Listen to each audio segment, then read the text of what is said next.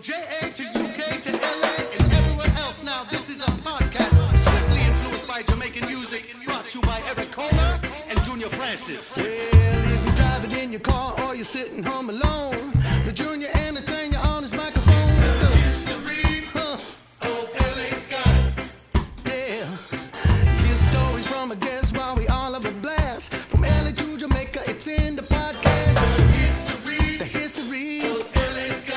Of LA Ska, yeah. It's the history. Yes, it is. Of LA Ska. History of LA Ska, yeah. It's the history. Yes, it is. Of LA Ska. Of LA Ska. It's the history of LA Ska. One more time, yeah. It's the history of LA Ska.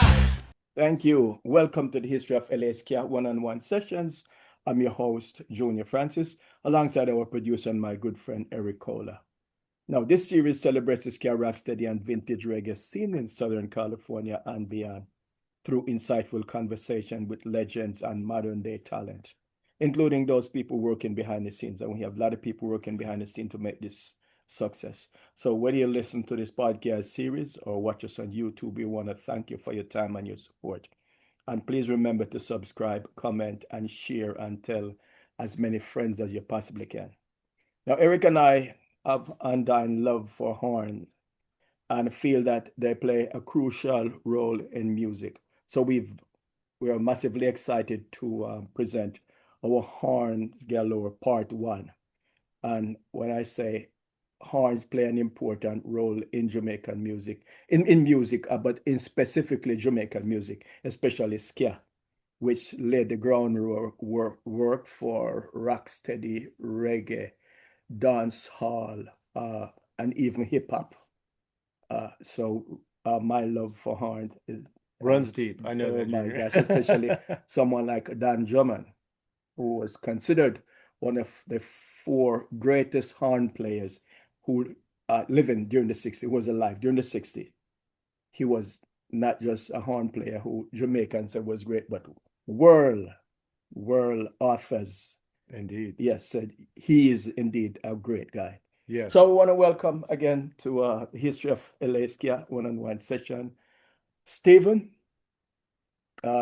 Bradley, yes. Trumpeter, keyboardist, vocalist, multi-talented, and your credits include, I don't have to tell you this, Sullvn, but your credits include everything from No Doubt, Gwen Stefani, Sullvn Band, Steel Pulse, Smashing Pumpkins, and many others that we'll get to. Sullvn, wonderful to talk with you.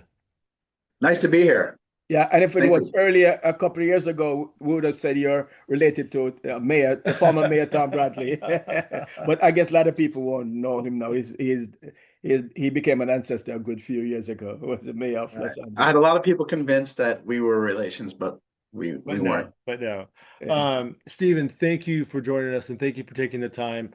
I know that you've been in and out of rehearsals. You're playing a circular structure in Vegas of some sort, right? Yes, it's a 3-dimensional circle. What is that? It's called a sphere. Have you been there? I have been there, but it's called the I think he's Sphere. been around it, right? Haven't you? Las Vegas, not one show, not 2 shows, but how many shows? 18. 18 Wow. shows with this little band, a startup band called No doubt. Indeed. Yeah, it doesn't get any bigger though. No doubt. Coming to Las Vegas in a matter of weeks, May and June. Is that accurate? I think. Yeah, so May 6th is the first show, if Okay. I understand correctly. Yeah, May 6th. And we're going to talk more about that. Sullvn, Sure. we like to start our conversations and interviews with talent here with what was your ska or reggae? It can be or and reggae baptism. When you say baptism, you mean like introduction, correct? Yeah, like the real introduction. Just trying to be fancy. Yeah, that's okay. I think it was probably around the same time. My first band, like not like school band, right? Like kind of garage band I played with in high school, was really influenced by the the main songwriter, guitar player, was influenced by the Police a lot, but we Mm. started bringing, like more reggae stuff, ska stuff in there, and that was kind of when I started listening to like Steel Pulse, and was introduced to like the Specials, um, and really kind of stuck my foot in the water and just began to hear that kind of rhythm. I think my brother had like a Legend CD, so I got Yeah. all that stuff. I was listening to that a lot, which is awesome. And what was the And name of the band? What was the name of the band?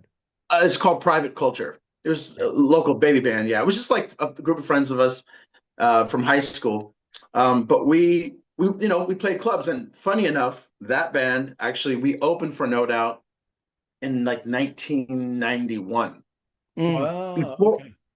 that was actually technically the first time I actually met them. We opened for them at this club that was actually a Chinese restaurant by day, and then on Yeah, Friday by night they're night. like, let's make some extra money, right? And this is in Berkeley, California, because I'm from the Okay. Bay Area. Okay. So and in those days they were, I don't even know if Gwen was, I think John Spence was still there. Okay. I don't even, or Alan Mead or something. I don't think she was doing leads by herself, right? So, and they were really ska, like ska, you Yeah. know. Yes. But that when I was playing with that band Private Culture, that was kind of around the time where I got introduced to what ska was. And I also had a lot of friends. I had friends who were really into dance hall, and I had friends who were really into reggae, and I had friends who were into ska as well. So just even living where I was living, and just the group of friends was pretty eclectic as far as punk. Yeah. I mean, I got exposed to a lot of different stuff as the Bay Area is pretty hip, Of and it course. wasn't hip hop, rock, like heavy metal, like everything. You know what I mean? And Yeah. it was just, Yeah. it was like a buffet. It's like just you pick what you want because it's all going to be laid in front of you. Well, and in 91, so up in the Bay Area, that was right after that big Earth Day ska festival up there where there was I think it We was talked about it International before, huh? Beat. We talked, yeah, Yeah. International Beat, Mm. Let's Go Bowling, Dancehall Crashers. I mean, tons of ska bands. Also in Sure. 91, you mentioned dancehall, but 91, 92, at least down here, like K-Rock Radio, you would hear, what was it, Snow, and shortly after that, Wailing Souls had some big hits, and Shaba. There was a lot of mainstream reggae, right, crossing over to rock and pop radio back then too. Maxi Priest. Yeah, Yeah, Maxi absolutely. Priest, yeah, a Mm. number of them, right, Sure. right, yeah. Yeah, and they were doing sun splashes. I don't know if you guys remember Oh yeah, that. of course. Yeah, that was a big deal. Then Reggae on the River, that was a really big deal up in the Bay Oh, Area. Like larger that than was life film. Yes. a whole pilgrimage, to do Did that you did thing. Yes. you And did you attend? Did you do reggae sunsplash at the I've beach been up there? several times. Yeah, Yeah. And how about Reggae on the River? yeah. Oh yeah, Also, yeah, thorough exposure during the early 90s. Yeah. Yeah. oh yeah, yeah. So I yeah, love that. I Uh, love that. So, musical influences. Who are some of yours, regardless of genre? Like yeah, who yeah. influenced you the most?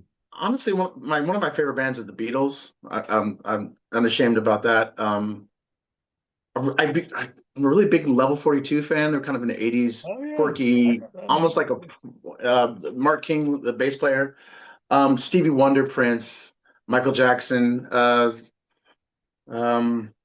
Bob Marley. Steel Pulse actually is one of my favorite bands. Um, yeah, I don't know. How about by way of trumpeters? I mean Miles, of course. Clifford Brown. I'm a really big Freddie Hubbard guy. Chet Baker, Lee Morgan.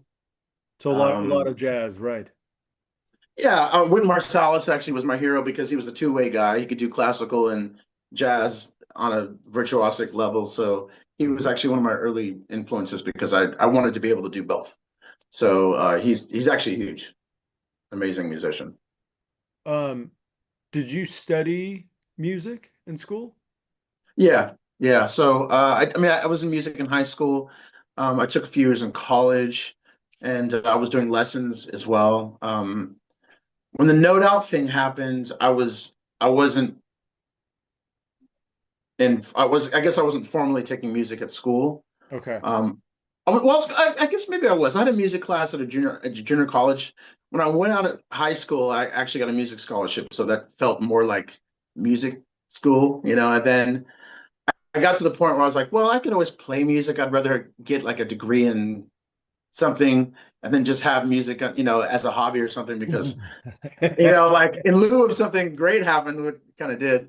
I was like, I don't need a music degree to play music, right? So yeah, I did have formal training though, yes. So how did you mention No Doubt? How did joining No Doubt came about? So so I was playing with another band, this band called Dizzy Bam, and In the Bay I think I Area. started. What's that? In the Bay Area. Yes, this is in the Bay Area. Yeah. So I want to say I started with them in '93, right? The bass player of that band, Kerry James, is still a good friend of mine and Tony's, was friends with Tony in those days, right? And I think that that band actually opened for No Doubt before I started playing with them. Okay. I think it was actually Dizzy Bam, Dancehall Crashers, No Doubt at Slim's in San Francisco. Oh, nice. Yeah. Yeah. I've seen that flyer. Yeah, exactly. But that was before I was actually playing with either band. Anyways, so I got a phone call while I was playing with Dizzy Bam, and Kerry called me, the bass player, and he said, "Hey, I got a call from Tony, and they're looking for a trumpet player to fill in this show at the Great American Music Hall. And are you interested in doing it?" I was like, "Yeah, sure." And the cool thing was, he was, it was good looking out on his point, but I don't think he realized that he was losing. He's getting ready to lose a band member, right? But nobody saw it coming, right? Because I was literally just playing. They were doing a tour, like a West Coast tour, finishing up a tour. They had been in Lake Tahoe. They were playing San Francisco. Then they were back in LA. Their trumpet player, Phil Jordan, his last show was in Tahoe. So it was really kind of, I'm not from LA. People always think I'm from LA. I'm like, I'm not. It was just really kind of serendipitous how it happened. They were like, "Hey, we just need you to fill in to sub this one show in San Francisco." So they sent me the music. I learned the music and played the show, and the rest is history, right? So it was really goofy how it happened. Was Gabe McNair already in the group? Yeah. Matter of fact, I always tell people the story. Like, I remember it was like a movie, right? So I showed up at this I can't think of the name of it was like a motel that all the rock bands stayed at in the Tenderloin in San Francisco. It was like kind of like a 50s kind of retro spot. I think the Foo Fighters were staying there actually the same like night or the same day. And you could see like Gwen, she had like a bikini and she had some cool like retro sunglasses and she's rubbing like suntan lotion on Tony's back and they had bleached hair. I'm like, these guys are like so LA, like OC, and they're like, "Hey, dude, Brad." And I remember I walked up to her and I stayed up the whole night learning the music, like practicing, and I was kind of a wreck. And I think I had like a scarf. I was trying to make myself look cool because my hair was all fucked up. It was like nappy and shit. So I kind of whipped something together. And I remember I rolled up to him and they're like, I was like, "Hi, blah, blah, blah." And then Gwen goes, "Oh, he's cute." And I was like, "Okay." I was like, "All right, I passed the look test." Now, That's the first. Yeah. And so I remember after that, I met Gabe and he's like, "Hey," I was like, "Hey, can we work on this stuff?" He's like, "Yeah." So basically, me and Gabe went into his room and just, set up the music stand and just went through, just rehearsed all the stuff until we played the show. Because I never met him. I met them once before, but it was in passing. Okay. And so that was like, it was basically trial by fire. It was like, that was the audition. So 93 was really when you joined, No Doubt. No, this was 95. Oh, sorry, 95. 95. Yes, I'm sorry. I started playing with the band that led me to the Dizzy Band in 93. Okay.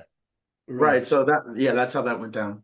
So from No Doubt to Steel Pulse, what was it like performing with the pulsating Steel Pulse? Especially knowing, right? Especially knowing how big of a fan you've been. And what year did you work with them?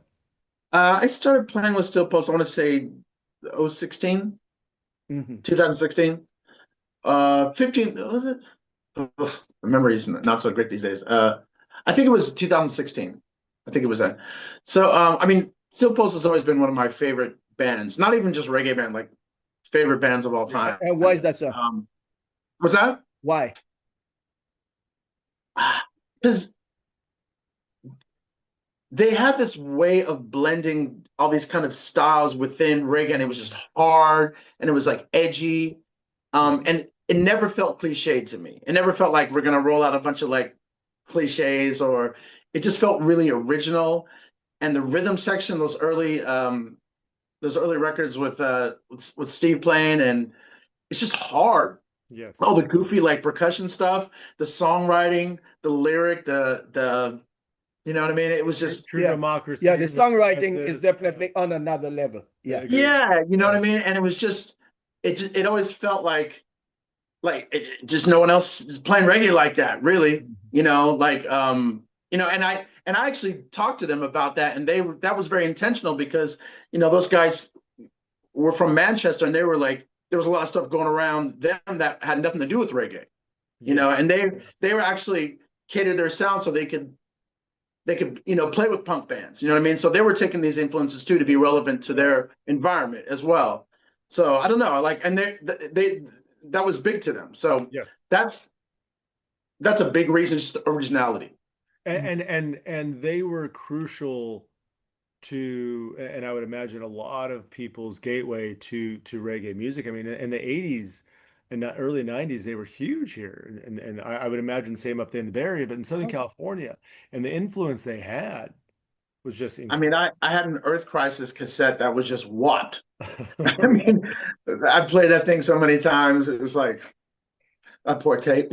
And that's probably the only band out of the UK that has survived this long. Right. So when it comes to longevity and a reggae group out of Europe, more specifically England, it has to be Steel Pulse. Yes. They've been consistent. Yes. I don't think they've known any rest.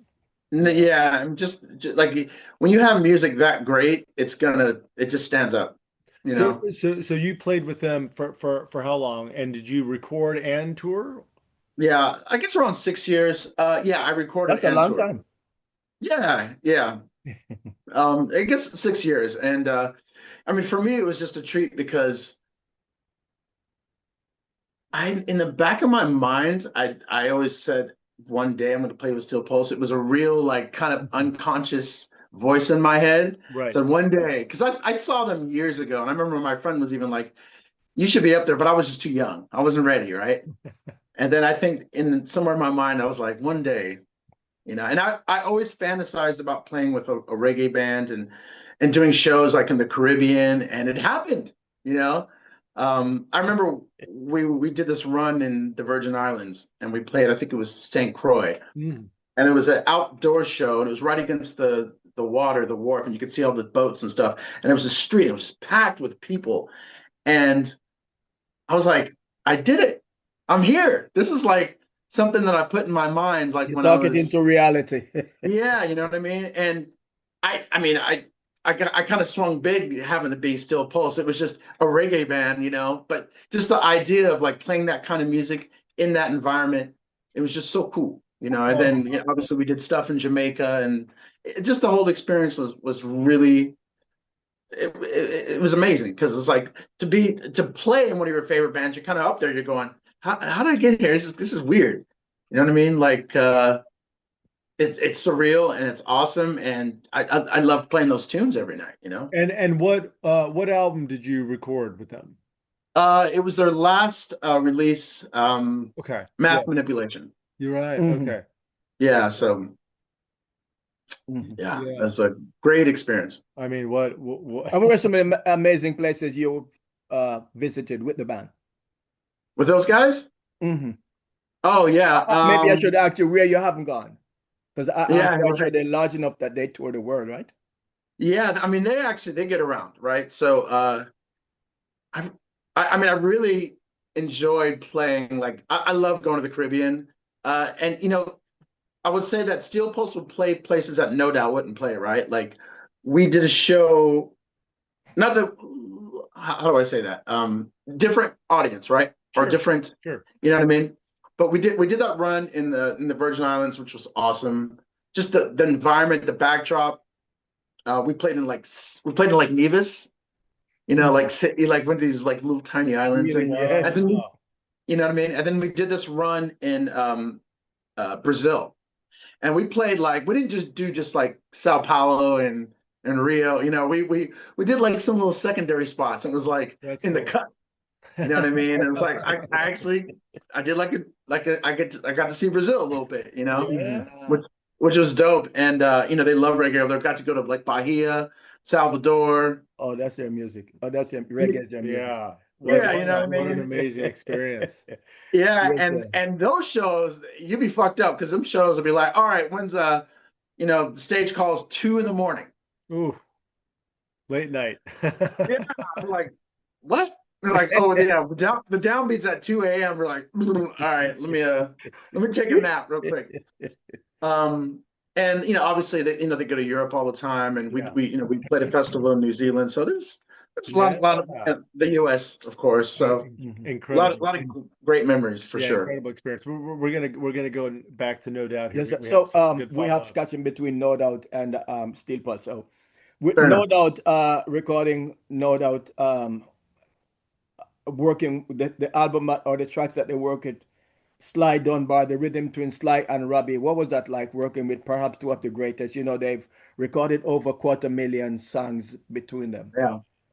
In know, Jamaica for Yes, Rocksteady, recorded right? and Yeah, produced and I was played gonna say, more than unfortunately, anyone I else who is wasn't there. alive. Huh? I wasn't there. Oh, you you were missed not that there. opportunity. No, I didn't get invited to that because that actually album had no horns on it.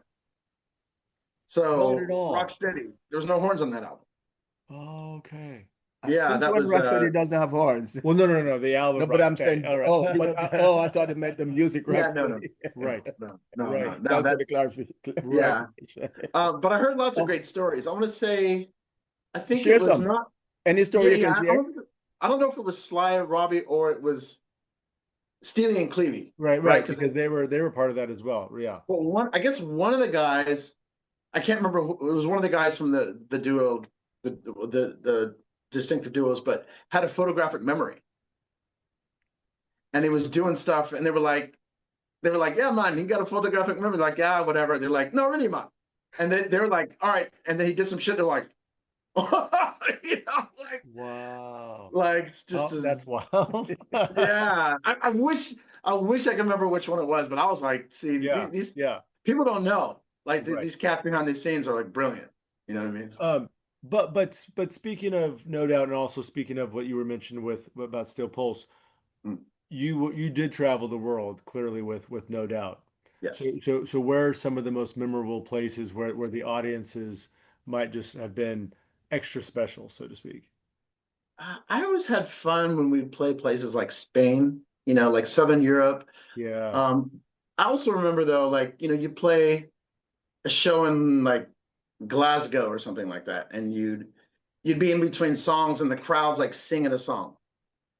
Like they sing these little beer drinking national, and you're like, you're trying to play your song, and they're like, oh, blah, blah, blah, blah, blah, blah, blah, blah, and we just like wait them out. We'd be like, all right, I'll be like this, like run it, So that was always fun.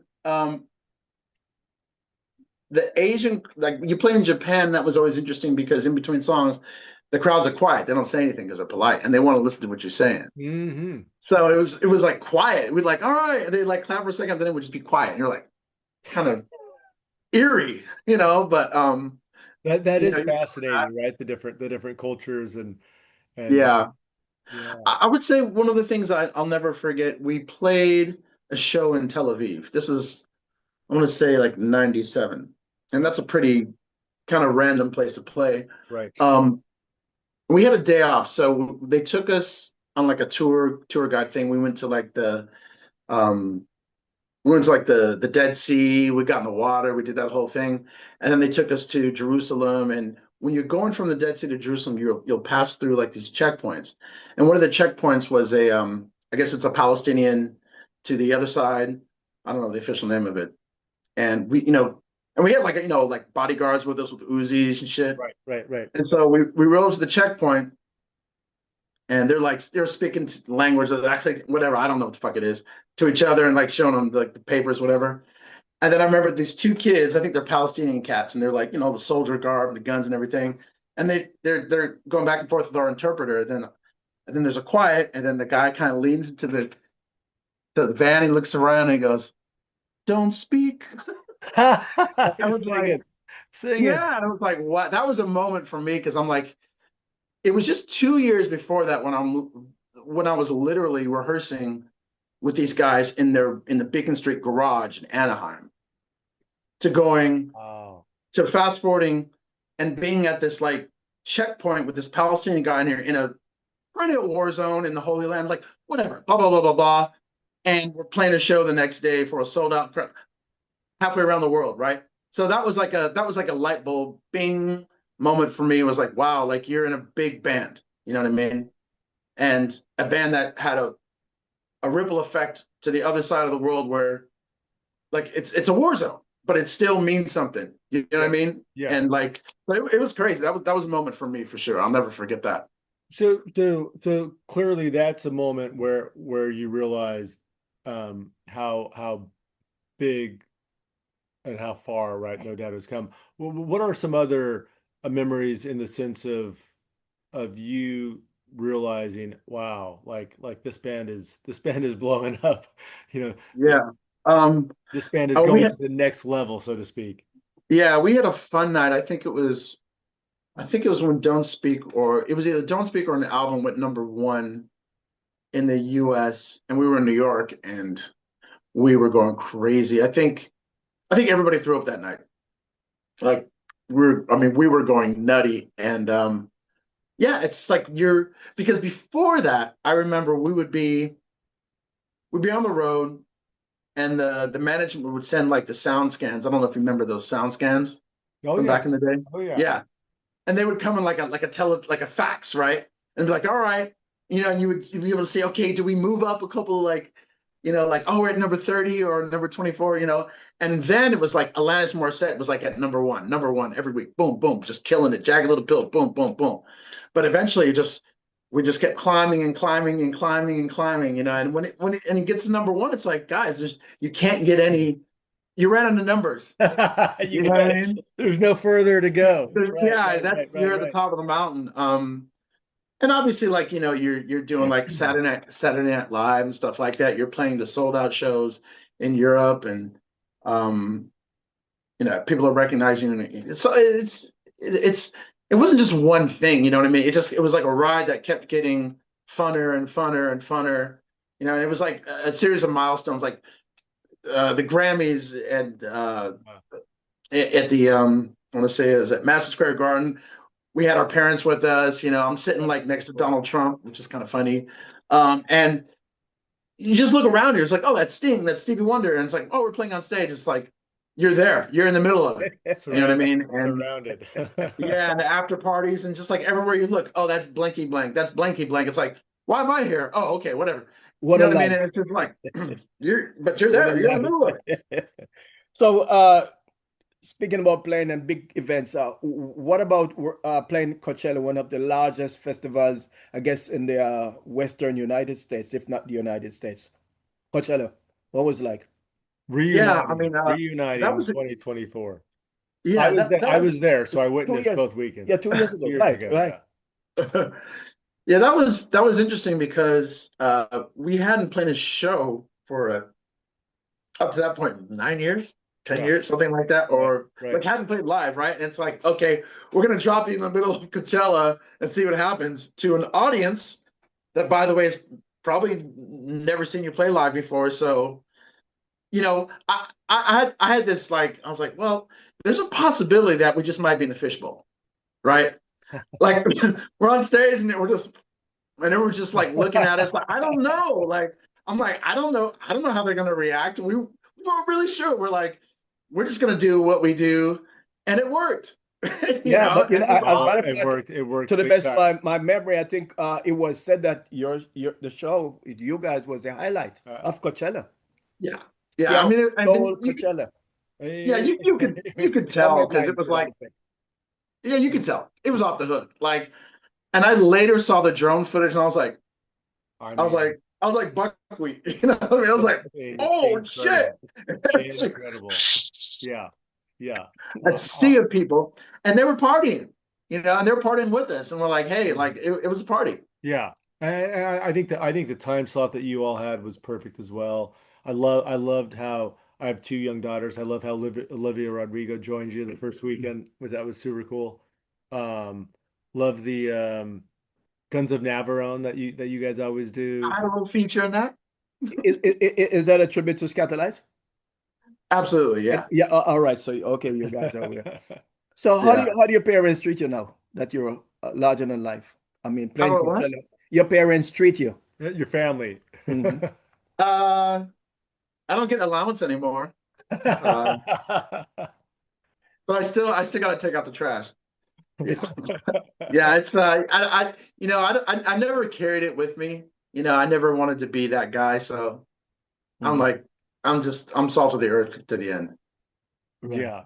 Um, the other when you and the guys from No Doubt played the Musax, the tribute little all-star gig at Music's, the fundraiser a couple years ago as well. Oh yeah. I was Mhm. there in the backyard, and that set was incredible too. Like I love that so much. That was Um, cool. That was like surreal too, because it was like Angelo's there, you know what I mean? It was yeah, like yeah, a yeah. And um, who else was up there? You had some other guests. Uh,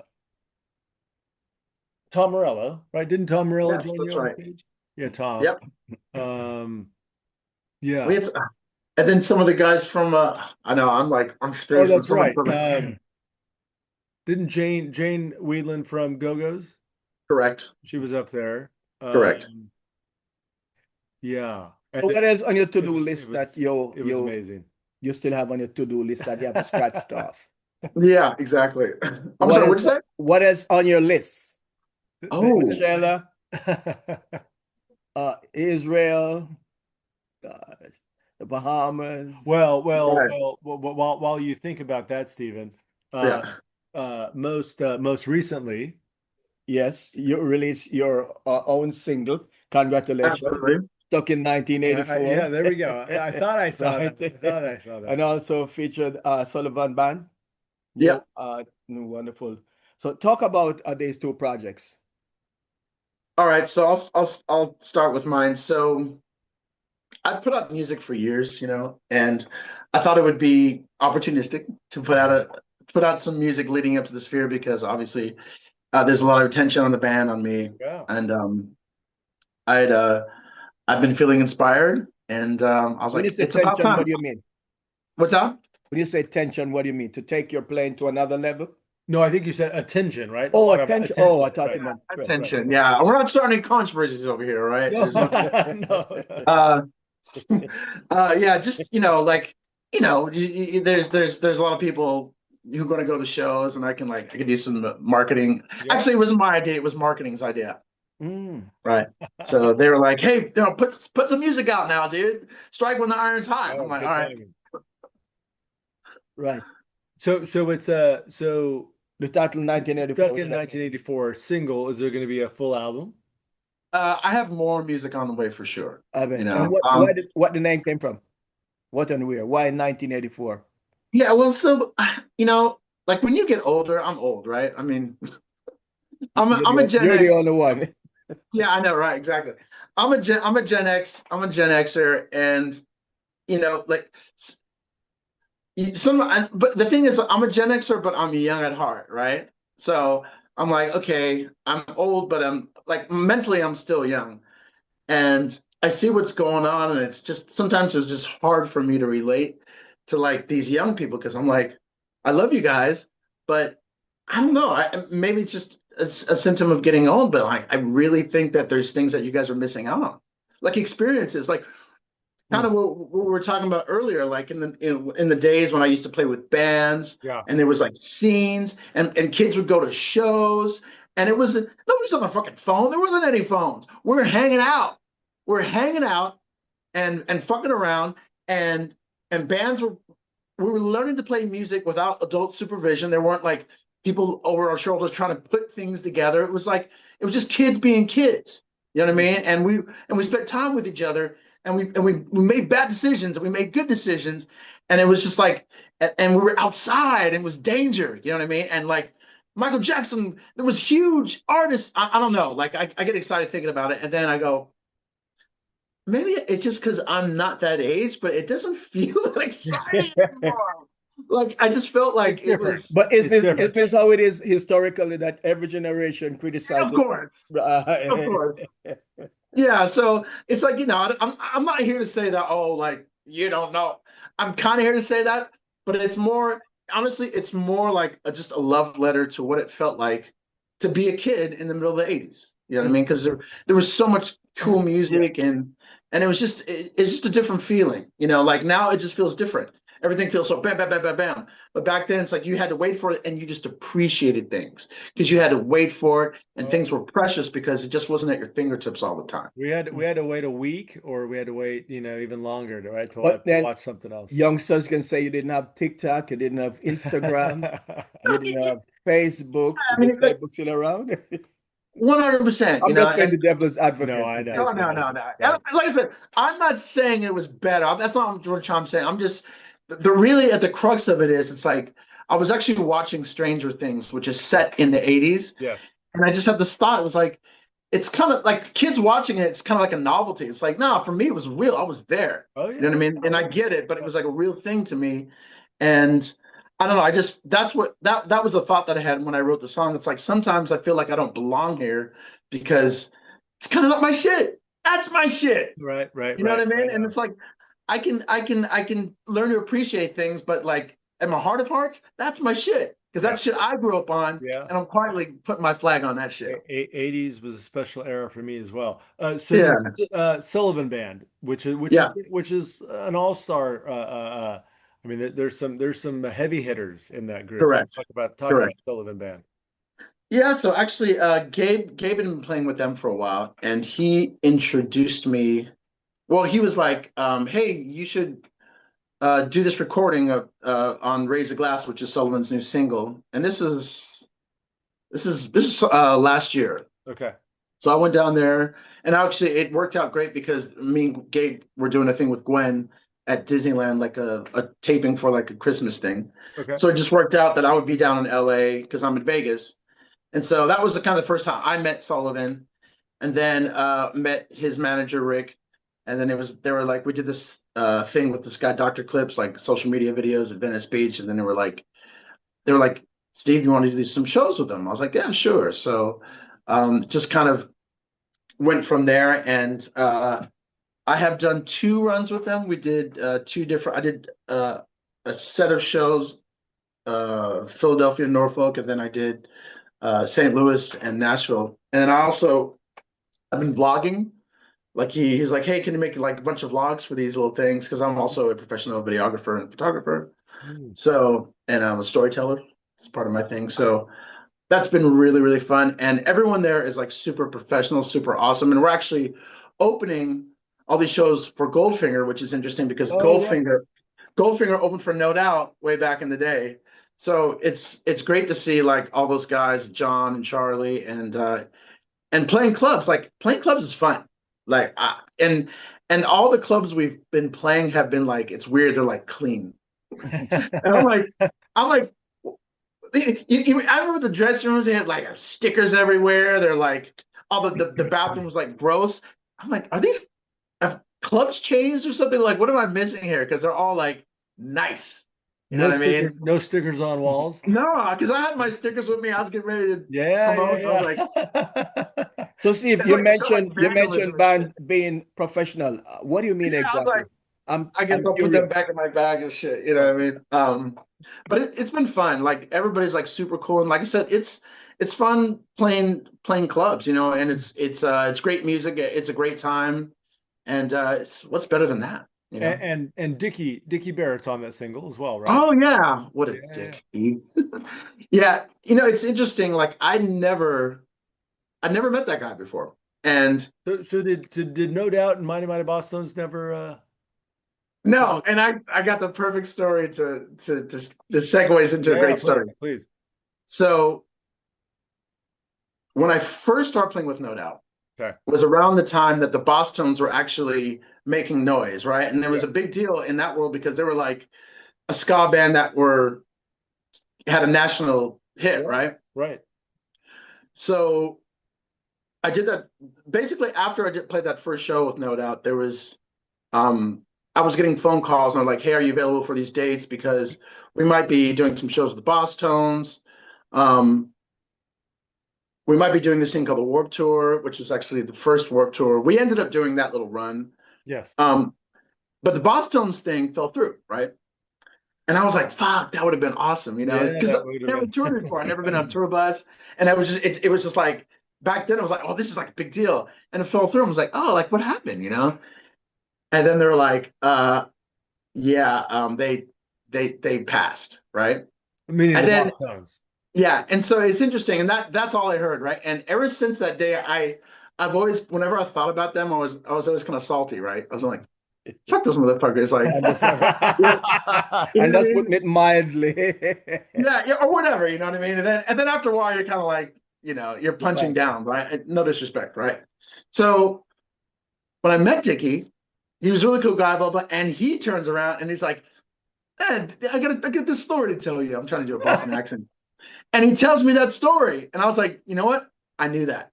Well, hold on. Did he say that they passed, or did he blame Yeah, he it said out? he did. Oh, And okay. he told me exactly what happened. So basically what happened was somebody brought him the Tragic Kingdom record.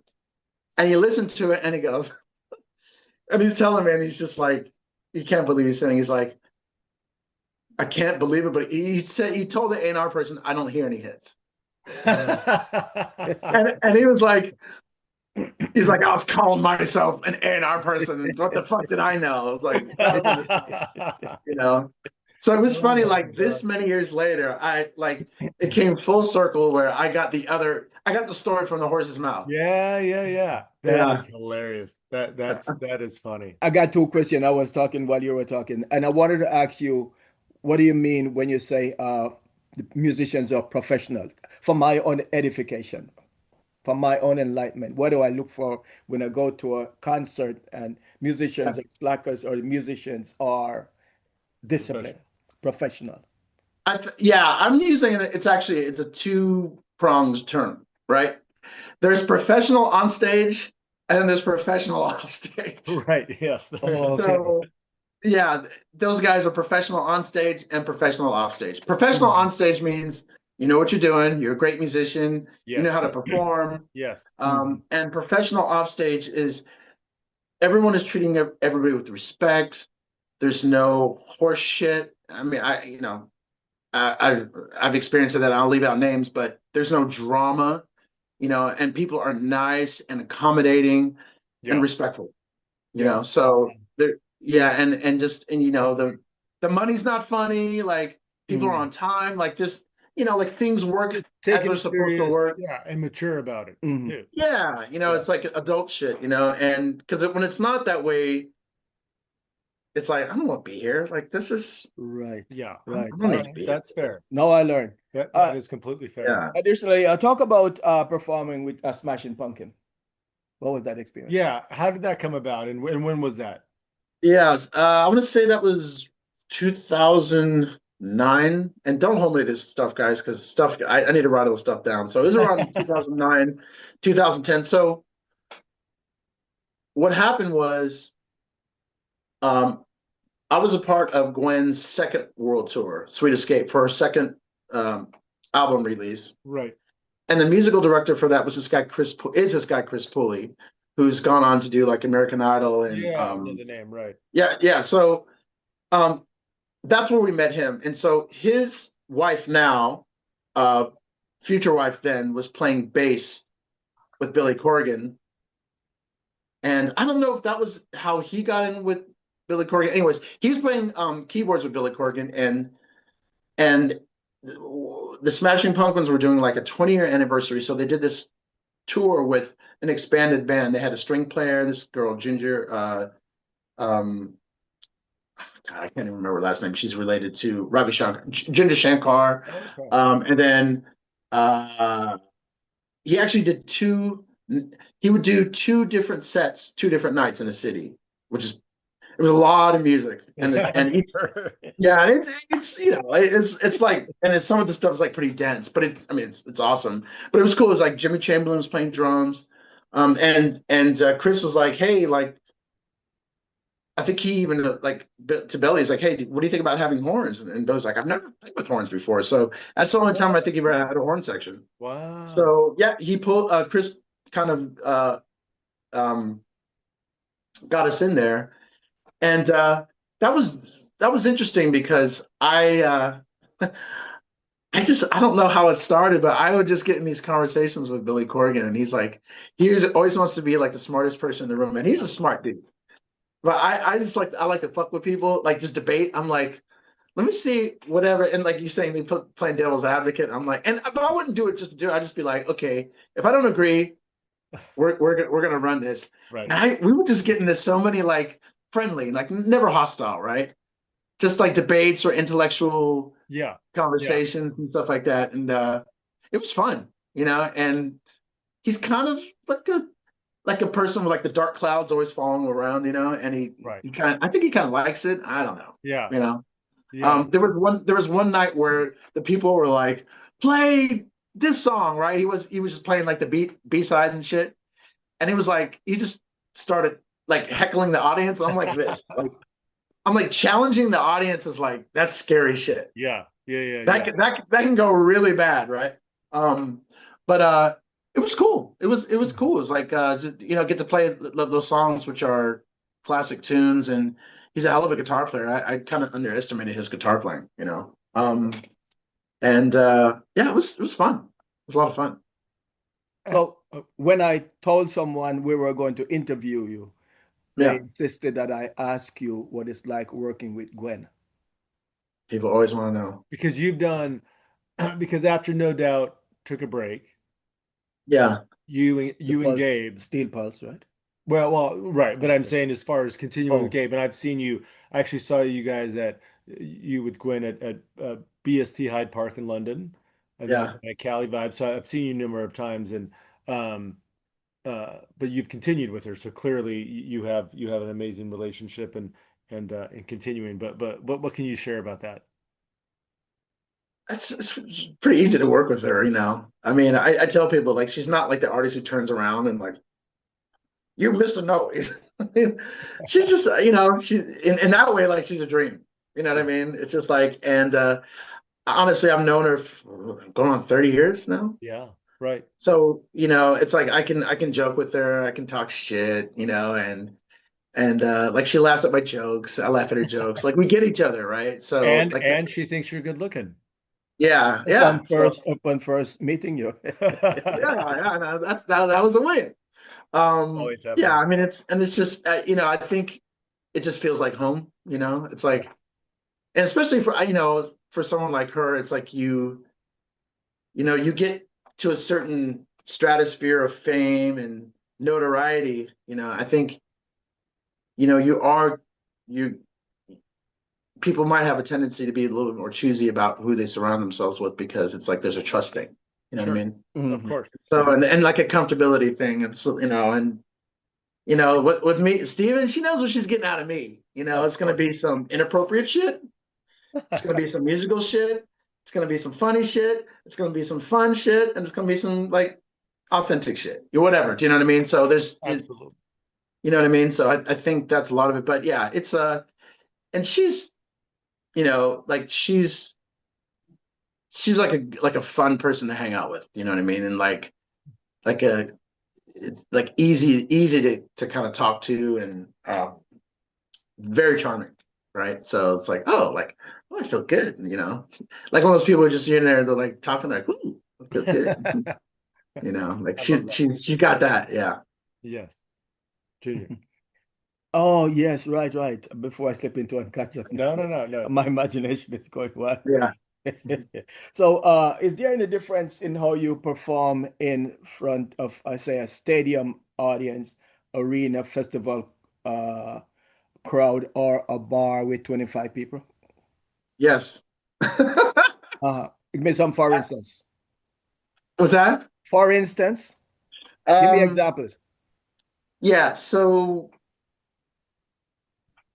I think, well, I'll say this, like in the old days, my act didn't change.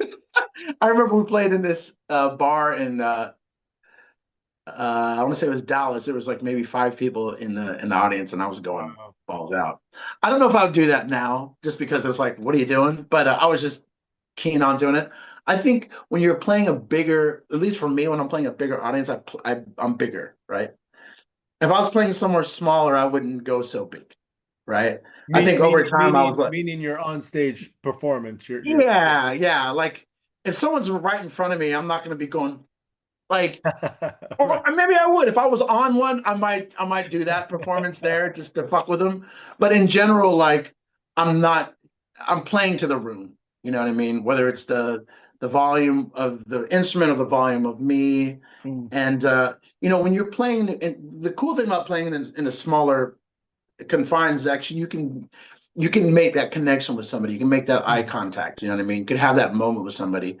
When you're playing a stadium, it's just the audience is it's just one thing. It's really besides the person in the very front, but I'm in the horn section, so I'm a little bit further back in the stage. It's No, that makes sense. Yeah. the audience is just like it's a collective amoeba, right? It's just this blob. It's not. It's almost like not like a thing where you're performing to people. I mean, you are, but like you're not getting that. The club thing, you can make that connection, and that was what was fun about those shows. That you could really feel like you were a So at part the of them. clubs, you really bring your A game to the clubs because you have the ability to connect more with the audience. The I fans think of it's the just club. more. Yeah, it's more. There's an intensity there that an intensity because I'm making that connection. Mhm. And it's just the intensity is the connection, I guess. When you're playing the stadium, the intensity is just the magnitude of everything, but you don't feel that connection. So I Right. don't know if that makes any sense. Yeah. A No, it lot. does. It does Mhm. for sure. Yeah. Yeah. Um, are you involved at all in any of the songwriting when it comes to like horn lines or any arrangements with the No Doubt songs? Yeah. So when we did Return of Saturn, Yes. um, me and Gabe collaborated on the horn lines for that. Oh, nice. So yeah, because I think Gabe had some ideas and stuff, and there was places where he was like, "Hey, you got an idea?" I was like, "Sure," and it was just kind of like on the spot, like because I hadn't even heard the tunes before, so um, and I think there might have been a couple of B-sides where it was like do your thing, and I did my thing, or it was like collaborative thing. So yeah, I love yeah, it. like mhm. So 2027, is that too far to talk about? What does that have in store for you? The rest of this year and into next year. Yeah, that's a great question. I have more music to release, so I'm presently strategizing on the most kind of efficient way to go about that and position myself as an emerging artist. Nice. That's kind of what I'm thinking. An And emerging veteran artist. Mhm. yeah, whatever, whatever you want to call it. And So yeah, you're and still hopefully, juggling with two bands, No Doubt and the pulsating steel pulse? I'm No. sorry, what's that? You staying with No Doubt now. Steel Pulse is no longer though, right? Yeah, Yeah, I haven't, yeah. I haven't That's played what with I'm Steel saying. Pulse in like Right. 2 or 3 years. Right. Right. Yeah. So you're sticking with No Doubt. Yes, correct. Yes. And you guys are staying busy?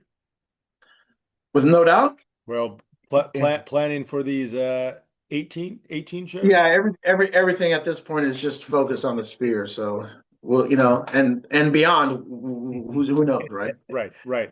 And then Yeah. Sullvn doing some shows with them. Yeah. So yeah, the deal is it's like I still do shows with Gwen. So it's like I'm just like A lot of moving juggling. around as long as things don't fall on top of each Yeah, other. right. So and elaborate on that point though, as far as being in more than one band at a time. Like Yeah. that's So that's yeah. So not it's that's just not easy. yeah. You just kind of hope that like things aren't at the same date, right? Mhm. Right. So if they're not, then Conflict. it's kind of like, okay, cool, I can do that. And then, you just try to get your dates as soon as possible so you can plan Yep. and just be ready to get your freaking flyer miles numbers into the Right. thing. But I guess you have to be exceptionally good or play at a certain level for both people to be calling you. Hey, hey, Or you're gonna have some damn good jokes. Or both. Right. please. Keep people laughing. Stephen, before we reach our destination here, Yep. and I know we've just skimmed over your career, but any other notable bands or recordings that you want to talk about over the course of your life? Oh yeah, well, me and Gabe also we recorded with Green Day. I don't know if you mentioned that. Oh, okay. Yeah, and actually we did Gabe did more shows with them, but we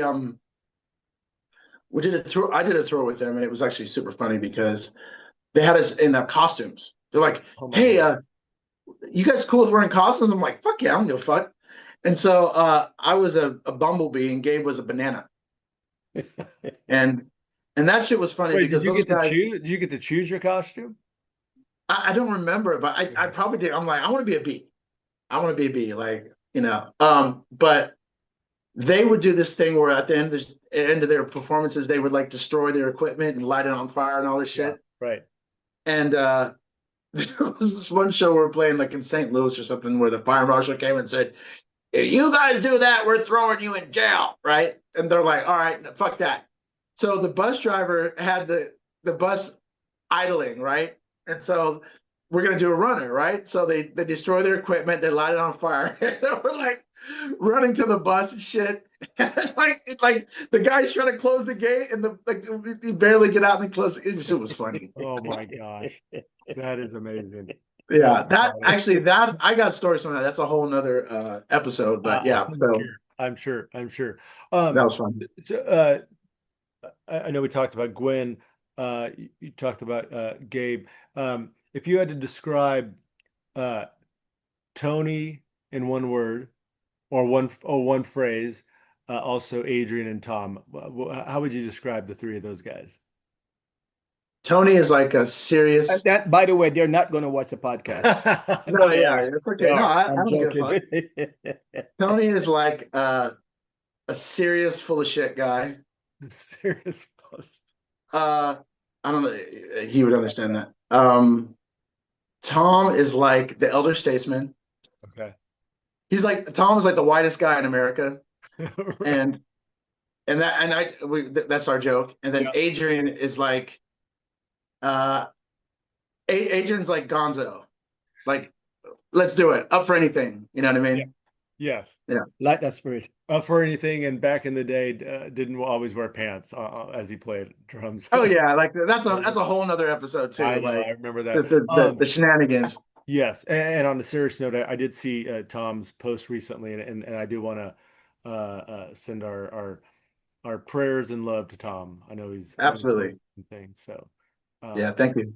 yes. Well, Stephen, any closing thoughts?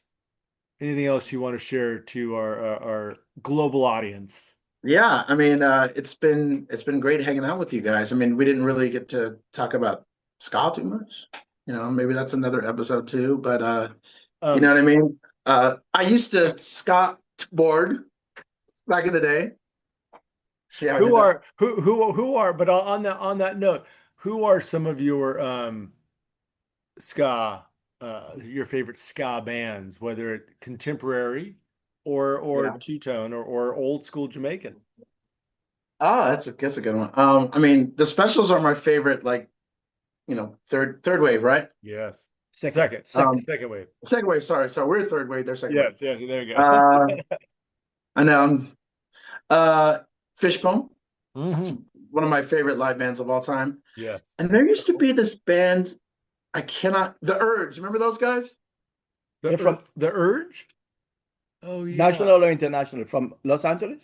No, I think they were from St. Louis. Yeah, I don't know. Okay. But they were I've heard of rad them. ska I'm not band. too familiar, but okay. I guess I don't know if they're like straight ska, but that was a rad band. That's probably those are the ones that stand out for me. Yeah. Yes. Mm-hmm. We recently interviewed Pauline Black of the Selector, and she talked about touring with you guys. Yeah. Yeah. When they after they reunited, that was great. Yeah. Well. Yeah. Oh no, go ahead. No. We actually had an opportunity to play some shows with Madness. We played with them in Hawaii. We did a show with singer of the Specials. I'm so out of it. Gary. Yeah. I think that was at Brixton Academy. Wow. I think he did like we did a cover of something, and so Yeah. that was cool. Yeah, and so like along the way we have had like moments where we'd like play with like the legends. You know what I mean? It was really cool for sure. So Listen, any band you haven't played with that you would like to before you hang it up? What's that? Is there any band you haven't played with that you would like to perform with before you hang it up? That's a good question. Like Bruno Mars or something like that. yeah, That would be Yeah. fun. I can see that. All right. I can see Bruno. Yeah, Yeah. I mean, I've seen the show. It's amazing, but that would he be is. He is consistently amazing. Yes. yeah, Well, that would be I'm looking forward to seeing you guys at the Sphere on one of those residencies, and definitely want to say congratulations on all your success and everything you've achieved and are Thank you. continuing to do, Stephen. Yeah. Big fan. Your parents are extremely proud of you and your friends and your relatives. Yeah. It seems like Yeah. you're a person of good character. Yes, Yeah. it does. I'm not a bad guy. I mean, not, nobody's perfect, but We have a mutual friend in Anjali Raval. oh, okay, yeah, she's great. Yeah, and she's close with the Pulse guys too. So Oh, they have yeah. history as Oh, well. she Yes. used to work with them back in the day. Indeed, yeah. Yeah, she's great. Well, So we have to Stephen, close. Did he give his closing thoughts? Did he closing answer? thoughts. Yeah, like I said, it's great meeting you guys, hanging out, talking shop, and yeah, I wish you guys all the best with your show and whatever else you guys got going on. And Thank I you hope very someday I'll much. become a musician like you. I could travel the world, play with Gwen. Yeah, Yeah. It's not too late, Junior. No, it's, I'm not gonna give it up, man. I'm Don't not give gonna- it up. yeah, good. We live in the possibility. We Yes, do. yes, We do. yes. Absolutely do. I think we arrive at our destination. Am I Yeah. right? Stephen, thank you so much. Yes, we You're arrived. welcome. Really appreciate it. Yes, I want to say thanks to everyone for their ongoing support, and please subscribe to this podcast series and YouTube channel. Follow us at History of LA Ska on Instagram and join our Facebook group. This series produced by Rockery Radio, my good friend here, Eric Kohler. Yes, Junior, thank you. Yes, And want to say, please do your part to celebrate and preserve the scene. And I'm going to leave you with this. Come on out, put on your dancing shoes, and enjoy yourself. And remind people where they can see Stephen again. Yes, check out Stephen on all the socials. His brand new project, the brand new song And Vegas, titled Yep, 1984. 1984. Yes. That was a great year, great decade too. So until next time, And Stephen, Vegas, he's in Vegas. in Las Vegas, the Sphere, no doubt. Mhm. All the best until next time. Thanks everyone out there for all your support. Stephen, we'll see ya. Bye-bye now. Junior. Yes, sir. All right. Take care now.